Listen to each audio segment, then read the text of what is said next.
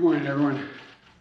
Sorry, keep you waiting a little bit. I had the honor of spending some time with the Ukrainian Prime Minister who's in town today, and he is meeting with some of my cabinet members, including the Secretary of Treasury and others.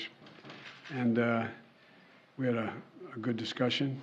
I've talked about what I'm about to tell you about today, as well as he was thanking the American people for their support, understands it's significant, and we talked about keeping everyone together in terms of Europe, the European Union, and others in the effort to stop Putin's brutality. But before I head out to the West Coast, I want to quickly update the American people on the latest steps we're taking to support the people of Ukraine and to hold Putin accountable for his brutal and bloody war. Russian forces have retreated from Kyiv, leaving behind them a horrifying evidence, and you've seen it, you reported it, you folks. And by the way, I don't say this often, but I think we should give enormous credit to the folks with your agencies that are on the ground in Ukraine, in these spots, and they're really, I've spoken to several of them, we owe them. But uncovering these evidences of their atrocities and war crimes against Ukrainian people is so clear to the whole world now. Now they've launched and refocused their campaign to seize new territory in eastern Ukraine. And we're in a critical window now of time where they're going to set the stage for the next phase of this war.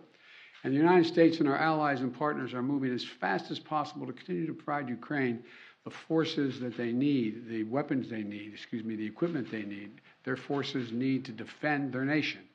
Last week, I signed an $800 million package of security assistance to Ukraine that included new capabilities like artillery systems and armored personnel carriers, equipment that is responsive to Ukraine's needs and tailored to support the intensified fighting in the Donbas region, which is a different war than in other places because both topographically it's different. It's flat, it's not in the mountains, and it requires different kinds of weapons to be more effective. Today, I'm announcing another $800 million to further augment Ukraine's ability to fight in the east, in the Donbas region. This package includes heavy artillery weapons, dozens of howitzers, and 144,000 rounds of ammunition to go with those howitzers. It also includes more tactical drones. In the past 2 months, we've moved weapons and equipment to Ukraine at record speed. We've sent thousands of anti-armor and anti-missile helicopters, drones, grenade launchers, machine guns, rifles, radar systems. More than 50 million rounds of ammunition had already been sent. The United States alone has provided 10 anti-armor systems for every one Russian tank that's in Ukraine, a 10-to-1 ratio. We're sharing and will continue to share significant timely intelligence with Ukraine to help defend them against Russian aggression. And on top of this, these direct contributions from the United States, we're the outfit facilitating the significant flow of weapons and systems to Ukraine from other allies and partners around the world, like the S-300 long-range anti-aircraft systems that Slovakia recently transferred to Ukraine. We are getting them in there.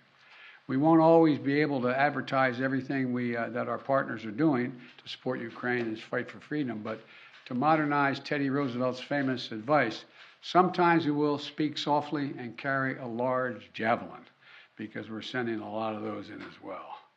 But we're not sitting on the funding that Congress has provided for Ukraine.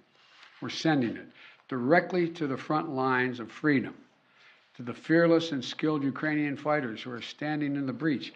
You got to admit, must be amazed at the courage of this country, the resolve that they're showing, not just their military, but the average citizen, men and women, young men, young women as well.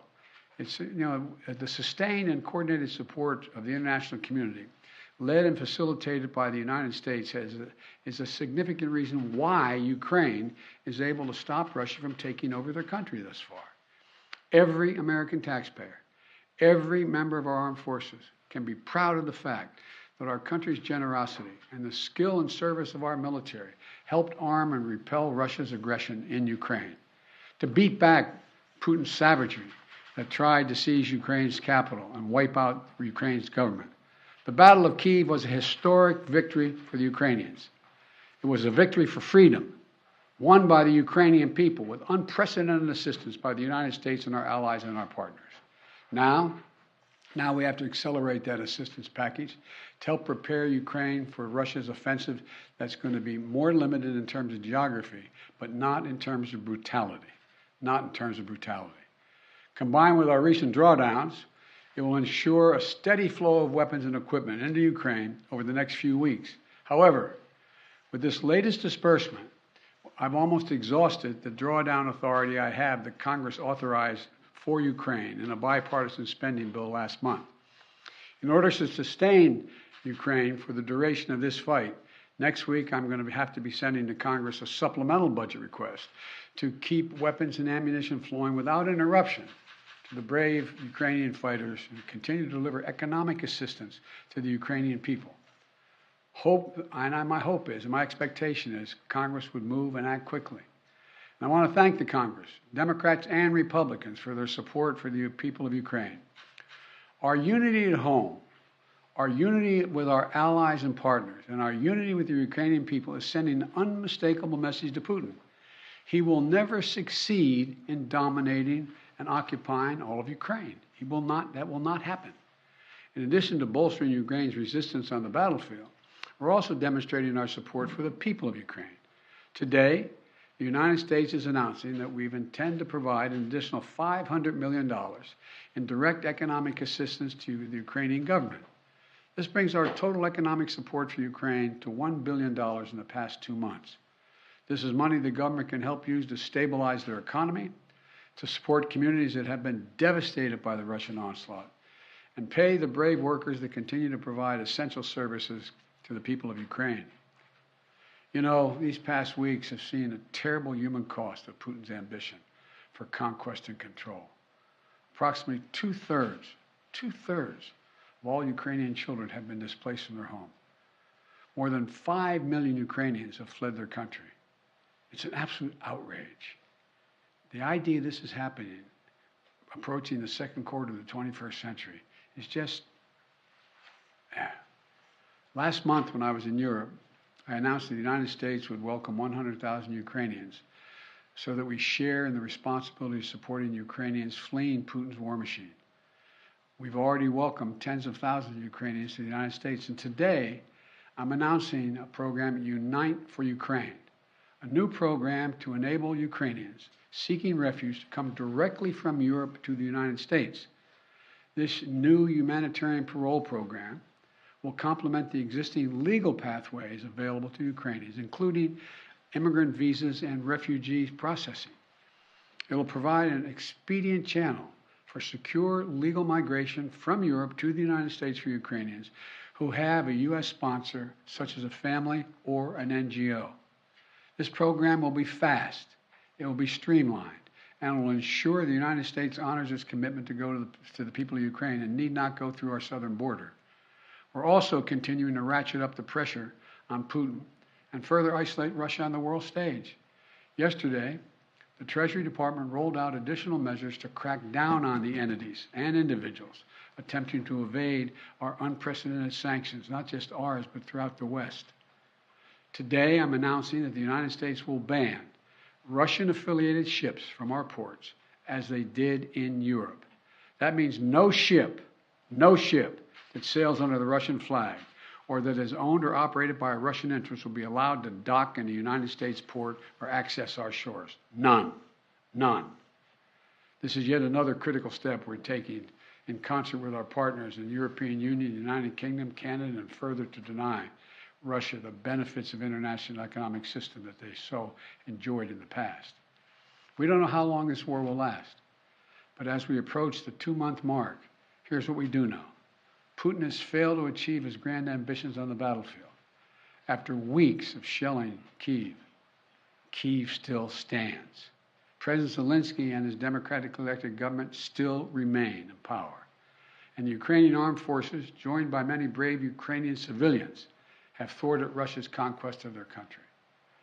They've been bolstered from day one by an unstinting supply of weapons, ammunition, armor, intelligence from the nations of the free world, led by us, the United States.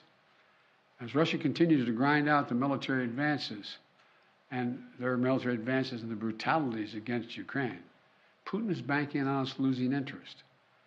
That's been my view. You heard me say this from the beginning.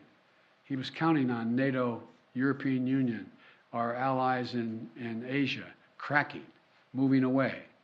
He's betting on Western unity will crack. He's still betting on that. And once again, we're going to prove him wrong. We will not lessen our resolve. We're going to continue to stand with the brave and proud people of Ukraine. We will never fail in our determination to defend freedom and oppose tyranny. It's as simple as that. So again, I want to thank the American people. Thank the American people for their support of the Ukrainian people. This is our responsibility, it seems to me, and we've been able to hold the whole world together in this effort. So thank you very much. Thank you. I'm going to take just one or two questions. I got a plane to catch. What does Putin claiming control over Mariupol mean? How significant is that? Well, first of all, it's questionable whether he does control Mariupol. One thing for sure we know about Mariupol, he should allow humanitarian corridors to let people on that steel mill and other places that are buried under rubble to get out. That's what any head of state would do in such a circumstance. And so there is no evidence yet that Mariupol is completely fallen. Mr. President, on Title 42, sir, are you considering delaying lifting Title 42? No, what I'm considering is continuing to hear from well, first of all, there's going to be an appeal by the Justice Department, because as a matter of principle, we want to be able to be in a position where if in fact it is strongly concluded by the scientists that we need Title 42, that we be able to do that. But there has been no decision on extending Title 42. Thank you. Mr. President, how long can the U.S. maintain the level and pace of this military support for Ukraine? Well, we have the capacity to do this for a long time. The question is, are we going to continue to maintain the support of the international community and keep the pressure on Putin to prevent him from overrunning the country, number one, and number two, make sure we continue to maintain the economic sanctions, which over time, and we're beginning to see it, are devastating their economy and their ability to move forward. So the most important thing right now is maintain the unity. So far, so good. Thank you very much. How much money are you going to ask for in the supplemental? How much money in the supplemental, sir? The answer that's being decided now. I'm asking the Defense Department to put together what they think they need. Thank you. Thank you.